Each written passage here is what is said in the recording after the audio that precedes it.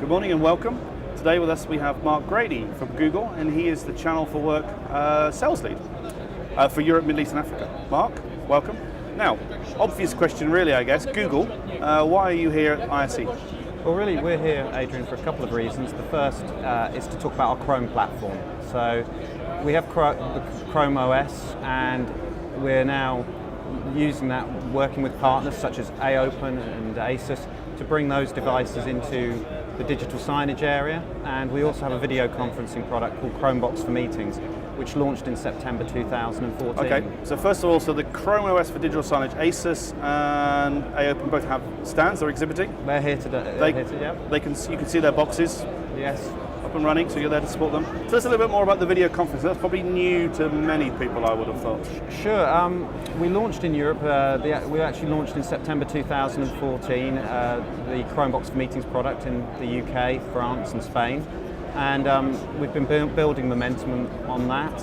It's now launching across Europe, and what it is, it's a Chromebox running an i7 chip, and it has a webcam, speaker, all of what you would need to just take out of the box and set up in 10 to 15 minutes for video conferencing. Okay, so that's a bit of a game changer for the market, and cuts across quite a lot of dedicated, more expensive hardware, I guess. It is a game changer. I think you have to take a step back and see sort of how video conferencing is evolving, and we're seeing a tremendous change. Consumerization is the main driving factor. We're using consumer-style technology to make video calls, and businesses want to have something that's a little bit more high-end for their own experience. And that's where Chromebox for Meetings really does fit. Okay. How do you sell that? You sell that through partners, I guess, or a channel. That's your job, the channel sales. Yeah, we have a channel of European resellers that we work with across the markets. We now have 4 manufacturers looking at being in the market today. We have ASUS and Dell, HP, Acer as well are looking at that. So it's a very healthy ecosystem, and we're seeing a lot of traction in that. Not just the traditional users of video conferencing, but also small and medium businesses as well. Wow, okay. Now, you've probably not had a great deal of time to look around the show. You were on the opening panel on Monday night. Can you tell us a little bit about that? This was the one with the Wired editor-in-chief who did the moderation. Yeah, it was a very interesting panel. We were talking about AV and IT and how the two work together or not, depending on your view. What I thought was interesting that came out of the panel was we see a lot now of decision making. Maybe a customer's already taken Google Apps, right, and they've deployed the Chrome devices for possibly something like a VDI, a thin client replacement, and then saying, well, actually, I can take these devices and run them for my digital signage, or I could add Chromebox for Meetings, but all manage that from the same panel. And I think that really, for me, it's demonstrating the collaborative approach between IT and AV, that the two can work together.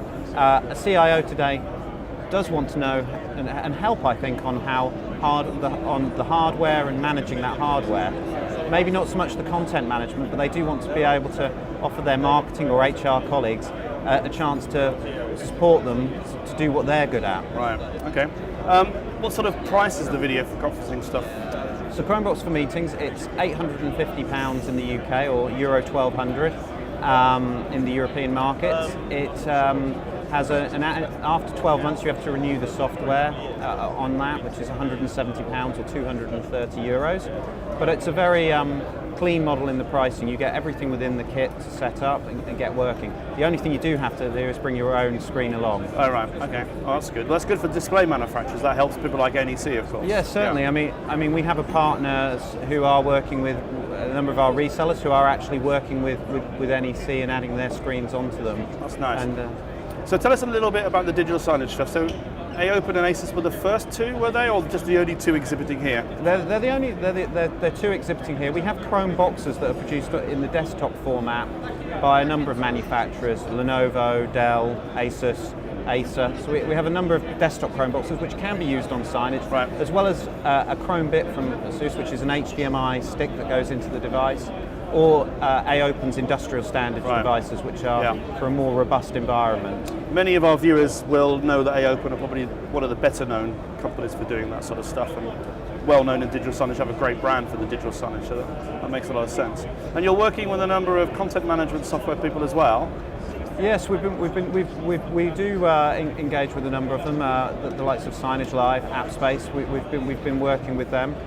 But at a very top level also, we make sure that it's very easy to understand how to work on Chrome, particularly around developing on HTML5.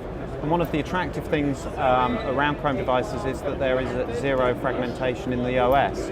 So your choice of device, if you want to develop that application maybe on a Chromebook, you can then test it on that, knowing fully that it will work on an Open or Chromebox. Yeah, again, Signage Live are well known as one of the most leading edge, trying new things, having different endpoint type stuff for CMS as well, so it's not a surprise that you're using them. Yeah. Okay, my last question would be, you've mentioned consumerization.